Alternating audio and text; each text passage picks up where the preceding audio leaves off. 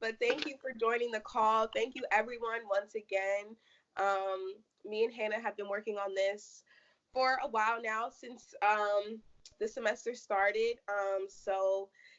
We're just glad we're still able to, we was able to get things done. And, although we wanted to have it as a physical event, this is still going to be just as empowering and knowledgeable for everyone who's on the call. We're recording it as well, so we're going to have it as a file we can send out to you guys if you want to use it later. We're going to share it with the rest of the students and with the faculty at Hampton as well, and just for the general public if they're interested. But yeah, Hannah's going to begin with the introductions and basically going to give a rundown of how things are going to go on the webinar today. So I'll hand it over to you, Hannah. Okay, hi. So my name is Hannah McCall. We're going to start off the first section of the webinar with just general questions that we want each of you to answer to the best of your ability.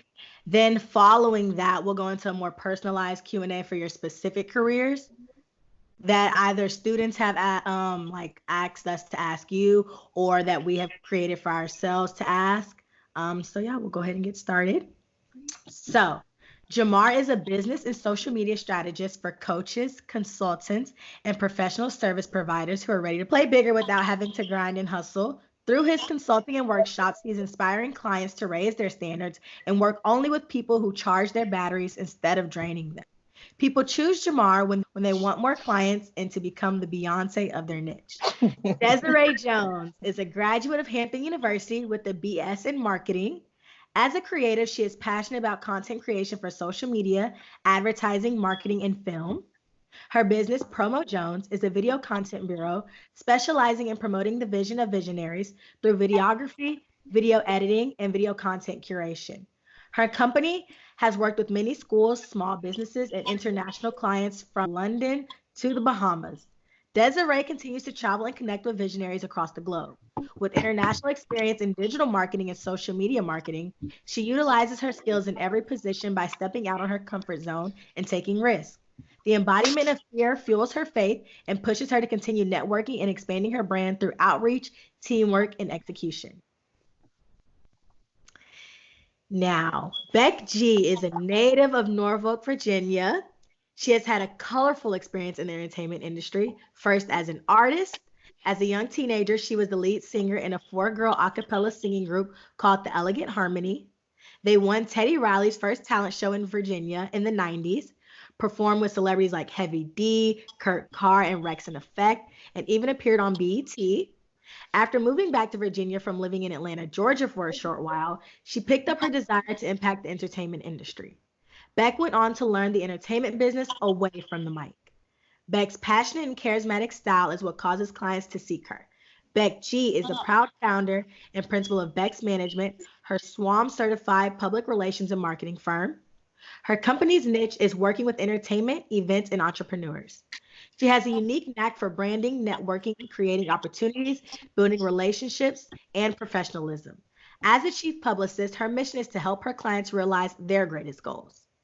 She was also the PR director and the award winning radio personality for her own top rated Saturday morning show, The Morning After Show, at Famous Radio Live, heard by over 1 million listeners a year in 13 countries. She is a captivating and inspiring motivational speaker with a jovial, passionate, and energetic personality. She believes firmly in doing what it takes to get the job done. She is also sought after, especially in the entertainment industry, as an event host of various entertainments, voiceover artist, public speaker, talent scout, and even still as a singer. She certainly has a heart for giving back. Beck G gives to and supports several different causes and community organizations. She is an avid community service volunteer and believes each of us has a responsibility to take care of one of another. We simply have to give, share, love, and do. We must be of service to one another, not for show, but as a human duty. Beck G is committed to perpetrating positive images, participate in building successful businesses, and provide excellent, entertaining service. As she says, I do what I love because y'all love what I do. So now we'll get started. Like I said, the first portion of the webinar will be of general questions that we want you to answer to the best of your ability. We'll start off with Jamar, Desiree, Beck, and then, Yeah. And if you guys have anything to add also, feel free to add on. So we'll start off with the first question. How did the journey look for each of you starting your own businesses? So for me, it was something that I think I fell into it because the one thing about me is that I don't ever I don't think I ever like being told what to do. And I kind of think I learned that a little bit early. Or I was kind of it was kind of like also some of that and then also part like make your own seat at the table.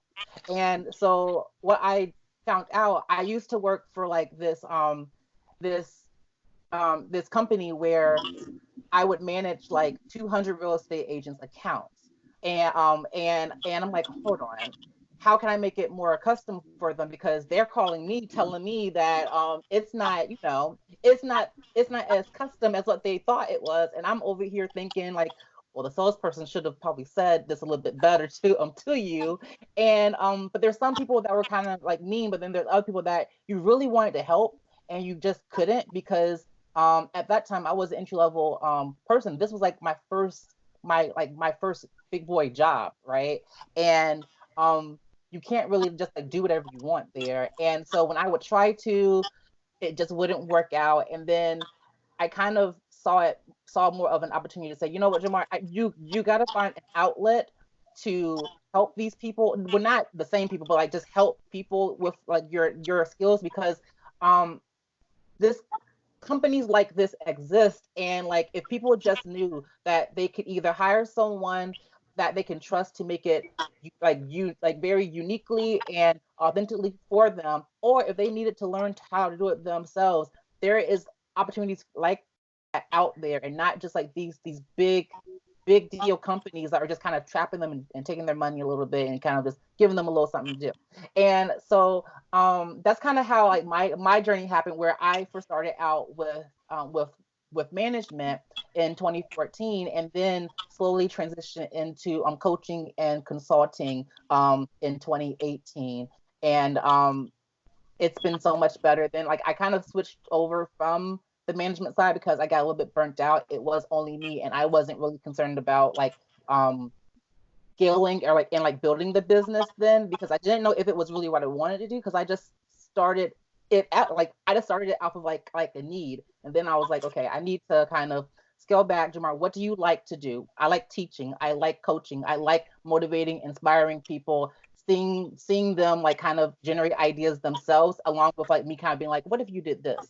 Right. And I like that aspect of like brainstorming and ideation and consulting. So that's kind of where I found where I'm strongest at, and I wanted to like to kind of just multiply that part of my business. I started my freelance company in the summer of 2016, and that's when Instagram, didn't really have videos. I think most people went to Vine for videos. I don't even know if y'all know what Vine is, but once Instagram like decided to add video, that's kind of when I realized that more people are gonna want videos, soon, and Vine ended up going low key extinct. And then, what videos are going to be the game changer. So I originally, when I was at Hampton, I was an MBA major, and I switched to marketing because one, I wanted to make sure I graduated on time, but two, I wanted to utilize like my video editing skills that I learned like for myself. I didn't go to like classes.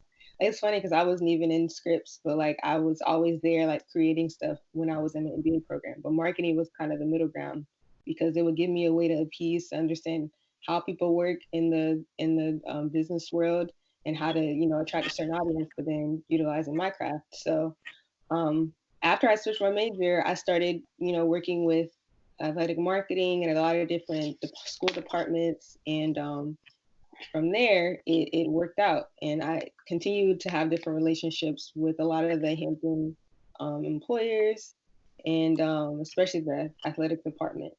And now, yeah, that's kind of how it started. So I'm also a Zeta, so I did a lot of stuff for a lot of the MPHC, for my organization, and for a lot of the different orgs on campus. So I did it because I love video. I've always been curious about it, and it wasn't until I got to college that I was able to kind of tap in more, and I had the time to do it. Thank you. Mhm. Well, my story is similar to both Jamar and Desiree's in the way that what you all said, which I love to hear entrepreneurs say, is I love what I do. And so a great part of my life I spent in entertainment. And I got to a point where I thought I was too old to drop a record. So I learned the business. And so I learned the business. I was in a corporate setting, the same job for 20 years. And the latter part of my career, the last 5 to 6 years, I had a radio show. I was hosting events. I was consulting with clients and teaching them how to create these great brands. And then I figured, wait a minute, I really do love this. And I love it enough to leave my 9 to 5 to do this from 5 back to 9 again. So I turned that into my 9 to 5. And I really literally walked in my job one day, June 7th of 2017 to be exact, and quit. And I had to do that while hearing people say, girl, you got a good job. What about your insurance? And I didn't want that to be my story. And what really motivated me to do that, I have teenagers, and we were sitting around talking about, the what are you going to do when you grow up type of conversation. And one of my children said, well, I'm going to get a job. And I don't remember what he said after that, but that was enough to make me see complete black. And I said, no, you're not going to get a job. You're going to build a business. And I can't tell you to do something that I'm not going to do. So as risky as it was, I'm a praying woman, and I had enough confirmation to take that leap. And I went through the process of starting a business and getting a license and being SWAM certified and that. And then I turned around and I realized I had to work, because if I did not work, I did not eat. And I had enough passion to build from that. And I love what I do as a publicist, because let's face it, nobody grows up to say, I want to be a publicist when I grow up. I didn't understand what a publicist was until about 10 years ago. And I just fell in love with it. And my definition of being a publicist is really participating in people's joy. And that's a personal and professional desire that I have so much, and such a passion I have, that I was able to parlay that into a business and a career. And I've had some incredible clients, still do, and work with incredible people. And as you mentioned in my bio, my niche is entertainment, entrepreneurs, and events, with a heavy emphasis on working with entrepreneurs. And I just love what I do, watching them say, this is what I love, and then gathering all of that passion together and teaching them how to train the public to love what they love. Thank you. Okay, so another question is, what were some of the biggest lessons learned throughout your careers? Oh, geez. I think the biggest lesson that I had to learn was you can't do it all yourself. And so that's kind of like, it's kind of like two levels for me, because you can't do it all yourself. You need a community of people to like help support you. But then also you can't do it all yourself. You need to outsource the things that you suck at. and so the first, for the first level of that is where when I first started my business, I'm like a hybrid between an introvert and an extrovert, right? So I have both tendencies, right? And so when it came to my business, I was the introvert when I should have been actually out talking to people, building connections, not just for business connections, but people to kind of lift me up when I really needed that help, because being an entrepreneur is very lonely sometimes, right? And so and you don't know everything. You can't just be making ideas, running your business without anyone kind of I mean, there's one thing where you don't need everyone to tell you what to do, but you just can't be the only sounding board in the room. And so I learned that very quickly, and like found my community of people, of other entrepreneurs that were more successful than me, who were like more hungry than me, like just way more advanced. And I learned from them. They encouraged me, they gave me advice, and it was just amazing to see where I was maybe just like 2 years ago to now because of them. And then when it came to outsourcing, I cannot design anything to save my life. I mean, it's horrible. Like I don't have that part in my brain program. I just don't. Like I have like more of like the strategic and creative like thinking side, but when it comes to you having me use Illustrator, Photoshop, and then to make all these layers, and then to add video to it, I am like about to explode. And so I found out like earlier where if I needed to build my brand, I needed to I wanted to start YouTube, like YouTube videos and things like that, and I needed someone to help me be consistent in that. And so I found out that, you know what, I'm going to hire a graphic designer, I'm going to hire a videographer and video editor.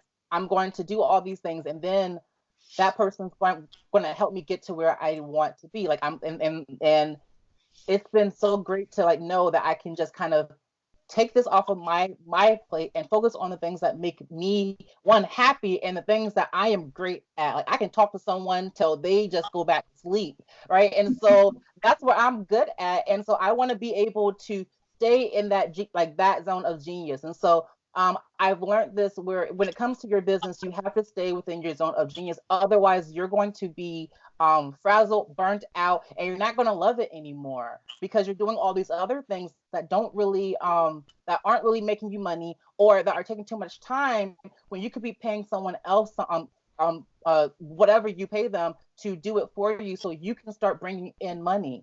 And so that's like the second thing that I learned. And the third thing is that don't always go for the shiny stuff. Just because it looked pretty don't mean you need to buy it. Just so start from scratch, and then learn what you need to do, and then kind of like upgrade your things from there. Okay. My response to your question is nobody's gonna care until you care. Like no one's gonna care. Like the value and the quality of your work is like the most important asset.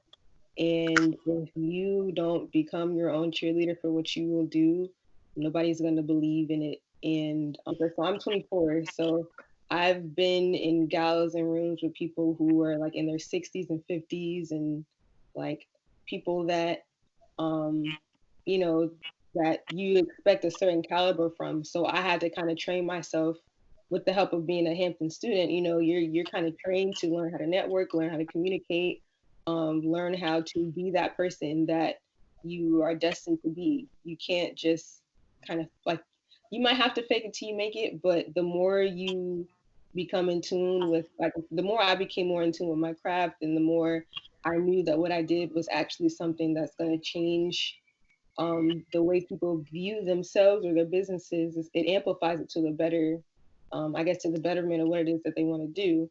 So I had to acknowledge the fact that, you know, I'm enough, I'm good, and like I can do whatever it is that I set my mind to. And another thing is like to not be so hard on yourself. I had to tell myself that, you know, especially recently, like when you're first graduating, you know, you see people that are already getting positions or already doing their thing, but everybody has their time. And I had to tell myself not to compare myself to other people, not to feel bad, because I'm still like, I have to give myself more credit than what I used to give, because I've actually exceeded a lot of what it is that I want for myself. And I've also just surpassed any expectations of anyone that might have thought I was in a certain level. But just continuing to move forward and stay positive and not think about, what's happening right now in the present, but think about how far I've come. So those are just the two things. So just knowing that nobody's really going to care until you care, and also understanding to not be as hard on yourself or hard on myself. Gosh, y'all, by the time y'all get to me with these questions, I'm just going to be able to give you an amen because you all are saying exactly what it is. But there are two key precepts, principles that I had to adopt myself, and I teach my clients this in our first conversations. And the two main things that you have to do, whatever your level and measure of success is, you have to be consistent. And so Jamar, heard you say that. And you have to build relationships, not just any relationships, but symbiotic, mutually beneficial relationships. And not, especially in the business that I'm in, not so you can name drop either, but so that when you have a need and you realize I can't do it all on my own, that you can pick up the phone and people will respond to you when they understand their value and they understand yours. But back to being consistent.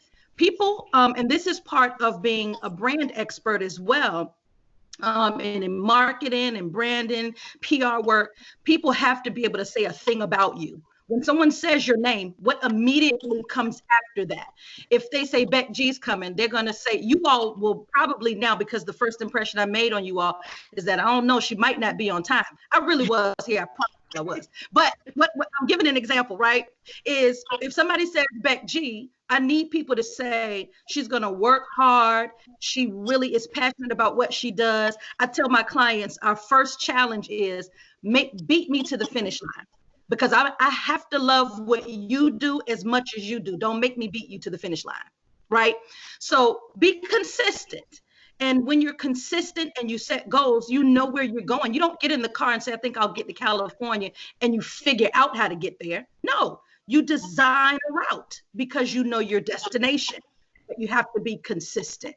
You have to be consistent. There has to be something or some things that people say about you and your business and what you have to offer and what you give consistently so. But the building relationships, I think, is invaluable. There'll never be an assessment that you can place on building relationships, because people have to know that they're valued, their value to you, and your value to them. So those are two things that I stand firm on. I'll never waver on being consistent in building relationships. Can I add one more thing, please? Mm-hmm. So I love what you said about like people knowing your value, and like, but not just money, but like just who you are as a person. But I do want to just kind of dip my toe into the money part a little bit. The one thing that I had to learn was that money is energy, or just to look at it that way, to where it is not just like something, it isn't like a transaction, it is energy, right? And I say that not just from you getting actual like clients, but for you actually like putting money into like yourself, into like your own self-care, your own business, right? And so because when I was trying to hold on to every dollar that I had, and by no means am I saying for you to go splurge all your money, but what I'm saying is not hold on to it so tightly that you are missing opportunities that could double your revenue in like a week. Like that's kind of what I'm saying. And so like I had to learn that so easily. And like something like, for example, this is so little, but it made like the huge difference in my business. I love video 100%, right? Like I am on the video train. But what would happen is I would do video one half of the month, and then the other half of the month I'm like hidden. I'm like gone away because, and I was like, Jamar, why do you do this? Because I didn't feel like good. I didn't feel like myself. I didn't feel like 100%. And it turned out it was my haircut. I felt raggedy. I felt very like, I didn't feel like my best self. Right. And so, but catch me after a haircut and I'm on Instagram lives all day long. I'm in Instagram stories. I'm all up in your face. But on that third week, I'm like, I'm gonna be a bear. And so what I did instead was like, Jamar, no, you need to go and get your hair cut. Every 2 weeks. It is a self-care thing that you have to do for yourself because it makes you feel good and it makes you want to show up in your business 10 times as hard. And as soon as I did that, I landed a $3,000 client. And I was like, well, damn. I was like, well, I'm getting these haircuts every 2 weeks on the dot, right? And so, but what happened, that just didn't like, it isn't completely like one to one. It's like what I did because I felt so confident in myself and like I showed up more. I started talking to people more because I felt like my best self, right? So money is energy not only to other people but to you as well. You need to be investing in things that make you feel good, so that you can be your best self. And then people are not going to invest in you if you are like if someone's saying that like whatever you charge is not going to be like whatever they want, that's fine, but that doesn't mean that you have to also show other people that you're valuing other people as well. So because someone's trying to nickel and dime you doesn't mean that's the standard. It does not mean that you can now go to like hire like an intern, or well, not intern, hire like someone and be like, you want to make like $5 an hour, or like you have to still you still have to pour into that person as well, because money is energy. I hope that makes sense. Yeah, It's it does. Okay. Yes. What were some of the biggest challenges that you faced throughout your career and how did you overcome them? So something that it's kind of like a challenge that that is like overcoming is knowing when it shows up and knowing what to do when it like so for me it's imposter syndrome. I have this thing where like I have these moments where like, oh, I think I'm not enough. Oh, I don't think I'm like good enough to be in the position that I am in. I don't understand why I'm at these seats, right? Like I don't think that I'm good enough, right? And so, but that's just something that is internal, and that's something that most people deal with, and that most people have, but they don't really say it out loud. Like everyone self doubts all the time, right? And especially with being an entrepreneur, that risk is there. So your body and like your mind is telling you to like stop making these risks, okay? Because like we're going to end up homeless.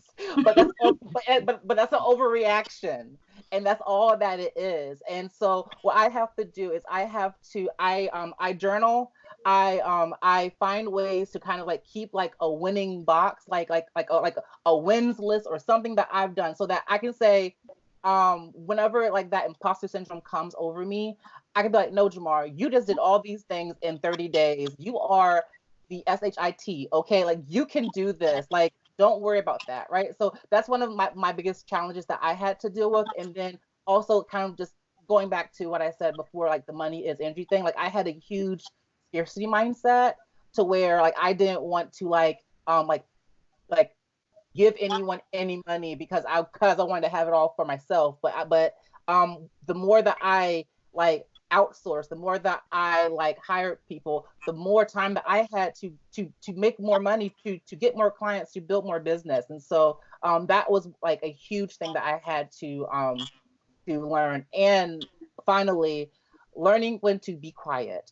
That was the thing that I had to learn. Like deals are not made upon like personality all the time. And so I will put like my own like feelings into it. And so I was like, this costs this much. But if you are like, if like money's tight right now, I totally get it. How about I discount it by 50%? And it's like, shut up, Jamar. Be quiet. Just be quiet. Their wallet is you get out of their wallet. Get out of their wallet, get out of the purse. You need to focus upon your business. What are your revenue goals, and what is it like? You have to believe in the value that you're going to be giving this person, so that you can stand firm in what your prices are. And if they're not there, then like they're probably not the right persons for you at that moment, and that's okay. That's kind of what I had to learn. Yeah, those are really good topics. I agree with all of them, everything she said. Yeah, like I mean, when it comes to challenges, it is hard. Freelance is not for the faint of heart. There's always things you're gonna have to learn how to be comfortable being uncomfortable all the time.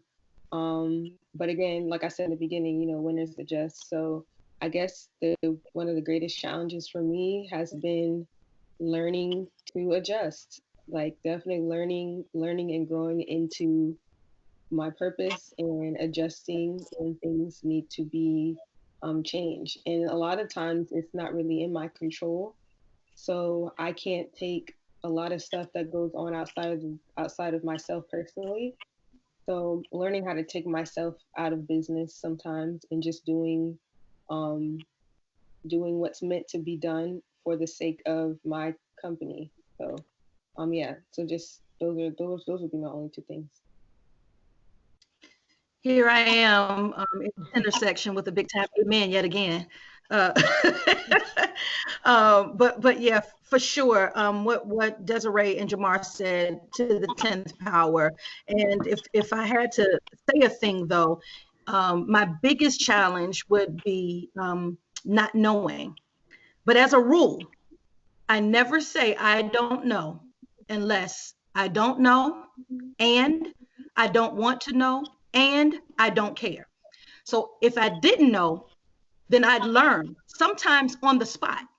If I didn't know, so what am I gonna eat this week? Because I was used to every 2 weeks without fail for 20 years, a check being direct deposited into my account. If I didn't know, well, where was I going to seek this next set of clients for now that this event is over, or now that this client's contract has expired and we're not fit for each other to renew, or there isn't a need? What am I going to do? So not knowing, I would have to say, is an all-encompassing biggest challenge for me. And I don't know, oddly so though, I like that because it keeps me, as Desiree just said, uncomfortable. And discomfort is motivation. Discomfort makes you stay and drive and never allow you to be in park. So it's my biggest challenge, but my biggest motivator at the same time, not knowing. And, you can learn and have the biggest, longest, fattest degree in the world, but nothing matters your first time on the job. Nothing. I remember the first time someone asked me for a press kit. And Jamar, I'm listening to you and I'm like, is this guy my twin? And I have my own identical twin sister. I'm like, is this guy everything you're saying was totally me. Like I wanted to do everything so I could keep all of the money. And I didn't want to have to pay out any money because I didn't know where my next gig was coming from, that type of thing, But somebody asked me well, send me a press kit. And I'm like, all right, great. I knew what a press kit was, obviously, but never had to put one together. And so I was like, I'm going to do it. And I started when I literally sat in my living room, which was my office for 2.5 years, and pulled up a Word document. And the minute I did that, I busted out laughing. I said, you got to be kidding me. You can't think, Beck, that you get ready to sit here and do a press kit on a Word document. Stop playing. Stop playing. And I was real serious. I was so serious. I was like, all right, sitting at the computer and I'm getting ready. And the minute I pulled up Word document, I was in a fit of laughter for about 5 straight minutes, all at myself. And that was the first time I learned the value of outsourcing because I don't know how to do a press kit. So please translate that as I don't know, I don't want to know, and I don't want to learn. So I assemble a great team of people who, when I need them, they're there. They're not full-time staff yet, but, I pay them. And that was my other biggest challenge, was needing the help and being able to pay them, because I didn't want to pay you because I wanted to keep the money because my business is small and it's just me. And no. You have to be very present in your business, which means you have to pay people. You have to outsource. You have to be okay saying, I don't know how to do that. And you know what? To stay in my lane, I'm not going to know how to do it. So let me call someone else. And so not knowing was, is, and always will be a challenge, and it's okay. I love that. what are some things that people who are interested in this field are inevitably going to face? Like, what is just something you just can't get around? Like, it's gonna happen. Someone's going to always think that they know how to do your job better than you know how to do your job. That's kind of going to be the inevitable thing. And there's been so many times and there's a few ways that I have gone through it, because there are some times where I may do it by accident. And it's okay, because I always ask them. I'm like, look, I don't know this, but I just have a question, right? And so, like, being understanding how to, like, kind of adjust with that kind of person, because, like, no one's ever going to be exactly what you want them to be, but it's understanding what the expectations are and building that trust, because the reason why someone thinks that they know more than you in whatever project is because they don't trust you yet.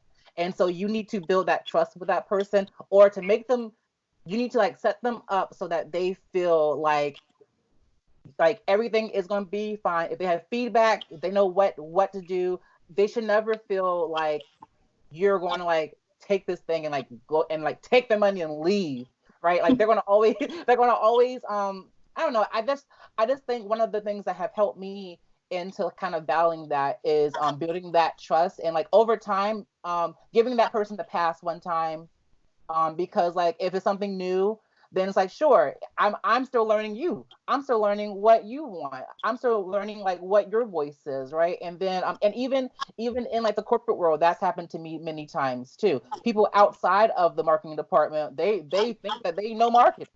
And I'm like, okay, well, since you went to school for marketing and not admin stuff, then, like, maybe you should be running the social media page then, sis. But no, I don't react that way. And instead instead, I listen to what they say, and then this is where you get them. You listen to what they say, you validate what they have to say, if it's right, or you listen to what they have to say, and then you give your expert feedback on why that's not the right direction of where to go. You are prescribing them what medication they need for their goal to be whatever it needs to be, right? And so then you immediately make yourself an expert when you do that. When you try to, like, combat them and be like, no, no, no, no, I don't think that we should do that. That person, all that person heard was no. They didn't hear why. They just heard you shut them down. And so instead, it needs to be collaborative. It needs to, or they need to think that it's collaborative. I guess that's what I'm getting at. They need to think that it is collaborative, to where you need to listen to them. Like, a part of business is listening. You have to listen to what their needs are. And the reason why they probably want to change something up, is because maybe they didn't articulate what their brand voice is, or what message they really wanted to convey in the first place. So maybe we need to kind of reevaluate some things. It doesn't mean that they're wrong, but you can take the lead into that situation, and have, like, the final say as the expert. Absolutely. I guess my take will only be two things. For my industry, well, I guess the video editing, photography, media. Develop your craft. Like, really, really, if you really want to do something that involves, like, art, you have to just master it. You have to eat, drink, sleep. Like, that has to be on your mind majority of the time, because there just comes a point where we all get to the point where we question. Well, I know I've questioned, like, am I still, am I even, like, why am I doing this? But, like, once you have that purpose behind, as well, we'll add that, develop the craft, but then also have that purpose. Know why you're doing it. Don't just do it for the fame or whatever. Just do it. Do it because you're a person of service, and that's why I do it.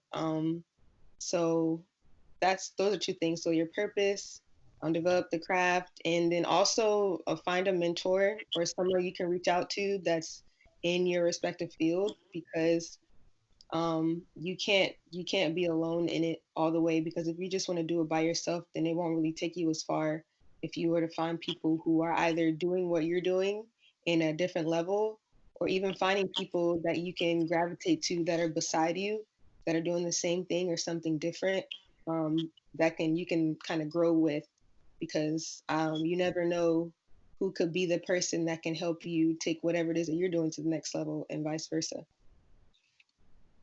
Wow. So yes and amen again. And I'll say I don't know about challenge. I might use the word charge. Um, my greatest charges in my business, one is to stay interested. Like Desiree just mentioned, you have to stay interested. And if you love something enough, you'll stay learning about it. Like we do our relationships. I wanna, oh, he or she likes this. I'm gonna do it this way. Or I'm gonna buy this, or I'm gonna cook this. You stay interested that much that you'll learn. So do that for business. The other charge is to Jamar, you mentioned people always, a lot of times I encounter people who know about PR. They know so much because they Googled it. And so now you know all about it. And they've never seen a process from pitch to production, but they know all about PR. Because they say I'm a PR, and I have to tell people all the time, PR is what I do. A publicist is who I am, and so that's the first thing. Yes. But stay interested in your craft enough that you continue to learn too.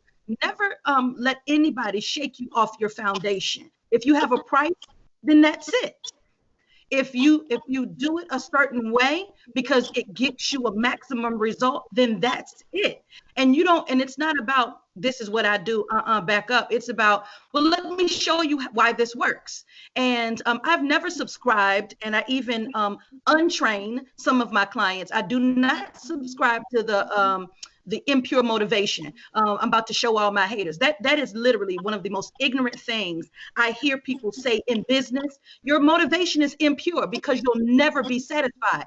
Trying to show your haters is an insatiable motivation. So if your motivation is pure because you love it, because you do it well, because you have a masterful gift, then you'll always be able to set a goal, achieve it, move to the next goal. My clients always joke because I use this phrase, all right, what's going on a mile down the road? That's our goal setting phrase. And when we set a goal and we achieve it, and I say, what's next? And they're looking at me like, that was how it works. So what? Since you're still sweating, let's set a new goal and meet that. And that's the charge in my business, is that we have to stay interested. We can't be shaken off of our foundations, and we have to show better than we tell and do more than we say. Those are really good. Yes. So for each of you, what has been the best and the worst career decision that you've made? The best and worst career decision that I made? Oh my gosh, me not talking about what?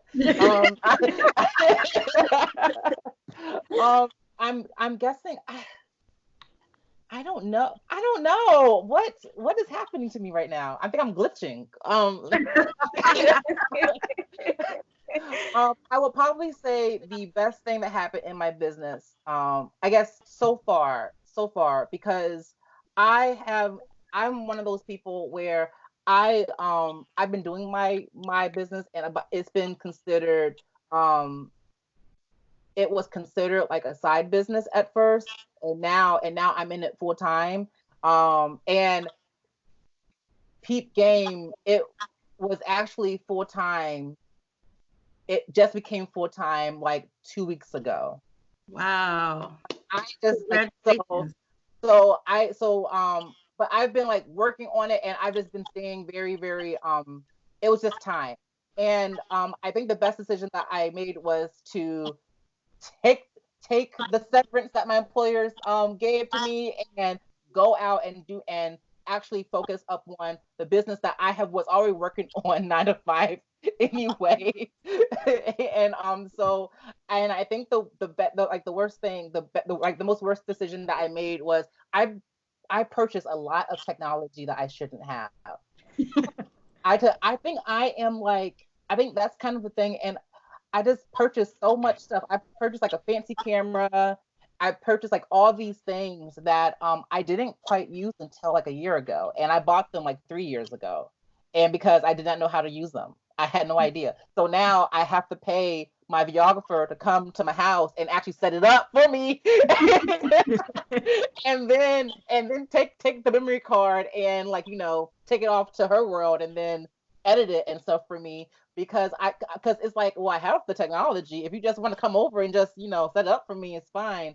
But I don't know. I feel like I just saw like the shiny object syndrome and just thought I did what all entrepreneurs are supposed to do, and then I just did it.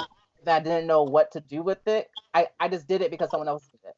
And I think that was like one of like my first mistakes that I wish that I didn't do. I wish I had just kind of like listened to my own clients, listened to what their needs were, and then build upon that, because just staying within my community, staying within like my tribe of people, they would tell me what I need by. They would tell me whenever they had a need, I would just kind of solve it then instead of like just, I don't know, like thinking I know what they need and then I'm gonna make this YouTube channel pop right now when I just started the business. Like anyone's gonna find me right now. Like it wasn't time for that. A year ago, it was time for that, and now it's like good.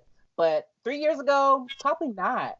So I think that's kind of my takeaway, like my best and worst. Yes. For me, so I guess I'll start with my worst first. Understanding that I had to drop some clients. There have been times where I've worked with people and we didn't see eye to eye. So going through the motions of working with someone and then having to no longer work with them for the first time it happened, it kind of caught me off guard. So it made me feel like kind of terrible about my business and all that stuff. But with the circumstances and how it worked out, just learning how to deal with people that aren't satisfied and then learning how to turn it into a positive at the end. So I guess that was the worst into a best, but the feeling made it. Like, that's just one of those memories that I'll always remember. Because I mean, as a creative, we get sensitive about our work. So sometimes just realizing that, again, taking myself out of the business and doing, business leaving it at that. So that's kind of the worst, I guess, career decision. That answers the question. The best I will say is when I started in school, like building relationships in school, like building a lot of connecting with mentors, connecting with other business owners that were in college like me. And then when we all graduate, we're doing business together. We're doing like really good contracts, working on things and maintaining it.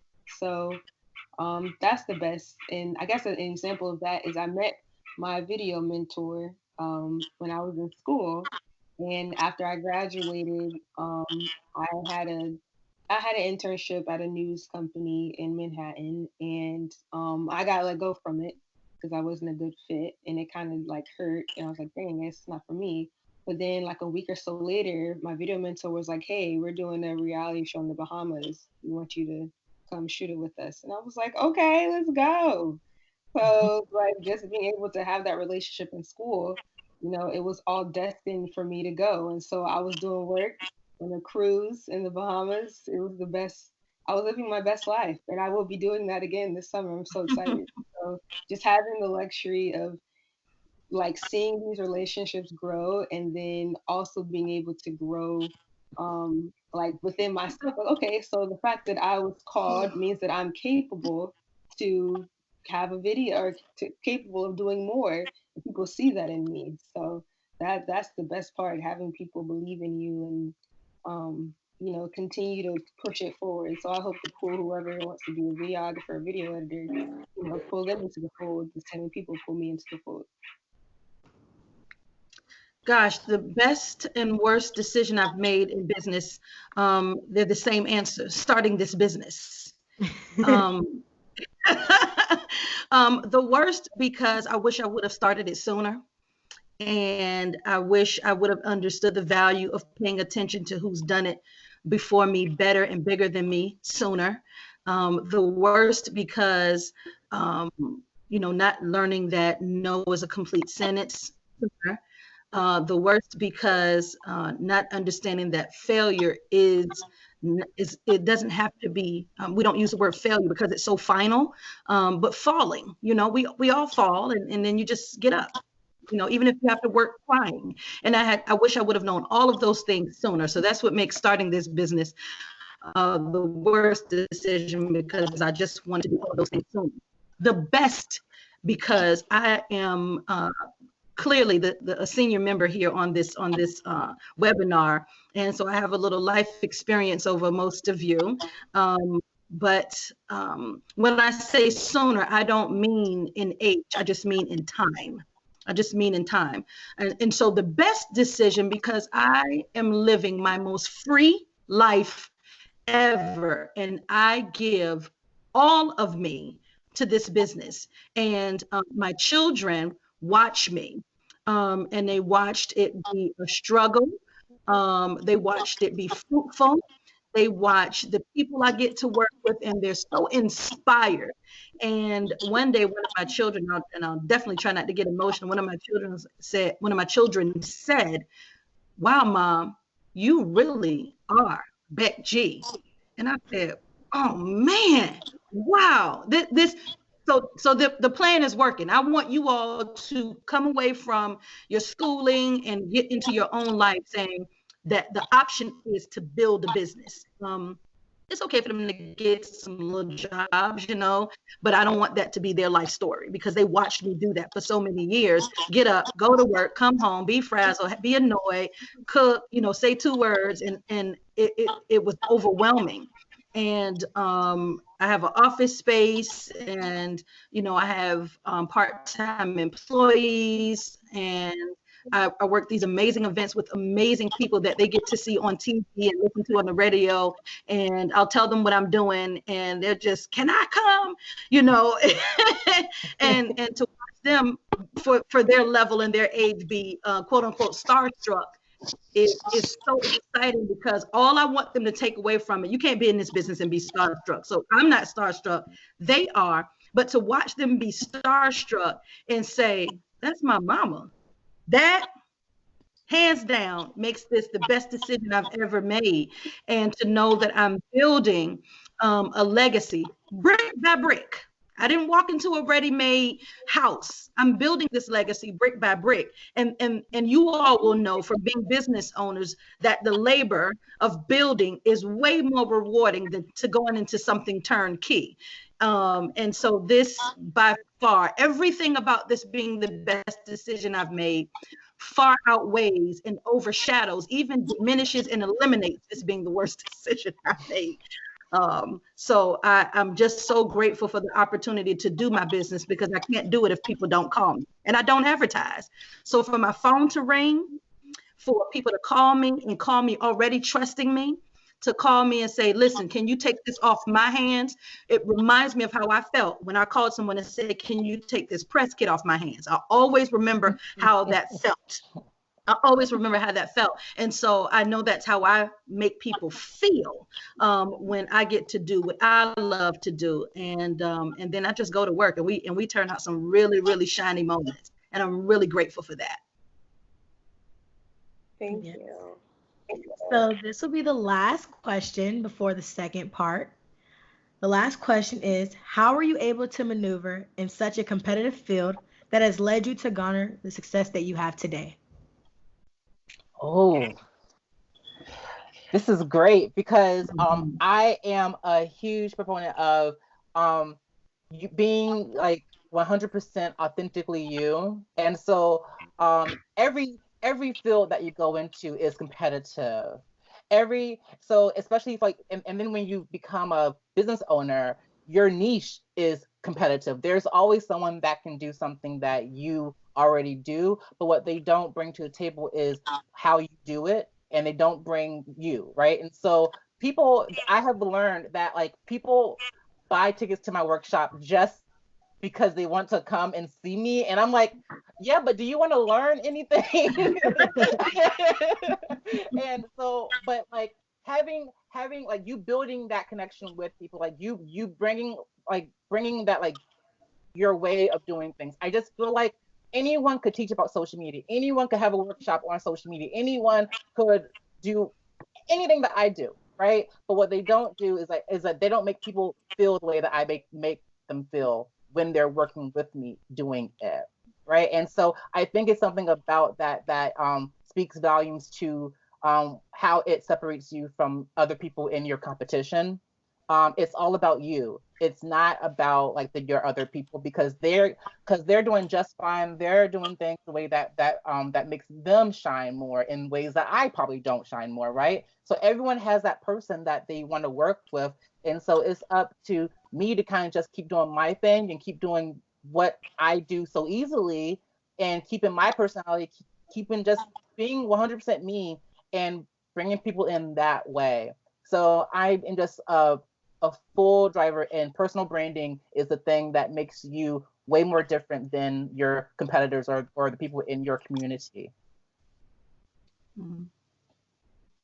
I would say for me, definitely, well, being so that's interesting. So being a videographer, one thing, now with technology and everything changing, technically anybody can be a videographer. The same way you're talking about anybody can do social media. It's the same thing for my industry too. Everyone has a camera now, so everyone can be a photographer. Everybody knows social media, so they can make their own content. But it all comes down to um, being consistent, which is what we talked about in the beginning, being consistent and showing up when it's time to show up. And some people, they get all hyped with like the fact that they're there, but they don't realize that there's somebody else coming right behind them that are probably faster or quick, or have more gifts. So just learning that, everyone does what I do, but they're not going to be able to keep up with me. And if they try, it's, like having that, I mean, having like that subtle, I don't want to say like a subtle arrogance, but you kind of have to be this way in a sense because you have to remind not just everyone else but yourself, like you're here for a reason, and if this is your purpose, like we have stuff to do, like we have to make sure things get done. And you want to make sure that you have people on your team that are passionate about whatever it is that you're doing, and then knowing the market of what it is you're trying to do, because even though you're a photographer or your social media strategist or videographer, what type of videos are you doing? What type of social media? Is it for Twitter? Is it for Facebook?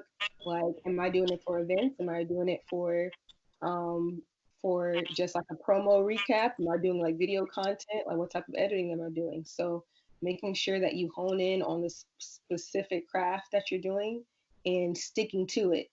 And then learning different skills um, that help amplify your skills. So if, for instance, for me right now, like I'm a video editor, but TikTok is like blowing up right now. But guess what?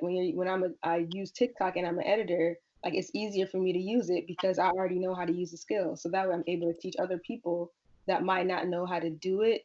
I'll teach them how to use TikTok and I'll teach them how to use video editing at the same time because they kind of help and they help amplify each other. The same with like being a photographer and being a brand strategist. Like if you're a photographer, then obviously you know how to capture something that will help influence the brand that you have. So being able to know your market, but then also being able to use it to your advantage and have different skill sets, which is great when you're in school, like in college, because you're getting exposed to different things. Like I got exposed to video when I was in like probably middle school, but it wasn't until I got to college that I realized that I can, do more with it. And I started off with like a little Canon, little digital silver little camera, and I went to freshman, what was it, university relations, like they had camera equipment. So I would ask, can I borrow your camera? And I would just go out and just take photos, and then I would work with university relations, and they helped me with athletic marketing. And so like it's just once you know your market, you kind of just stick to it, and that's definitely what's been helping me. And just knowing that although it might not seem like all glitz and glamour in the beginning, but it will pay off in the long run, and I'm slowly but surely reaping the blessings that I've already put out, like already sown for. So, yeah. Wow. I think for me, what's most important about functioning in a competitive environment is I didn't realize I had competition. And I never think about it until somebody asks me a question like that. And you have to have, you know how when you're cooking, you have to have the right balance of seasoning. You have to have the right balance of humility and a dash of arrogance. And that has to be self-contained though. Don't let that out. But you got to hold on to it to say, I'm the best at what I do. I never in my life have ever heard of so many publicists until I became one.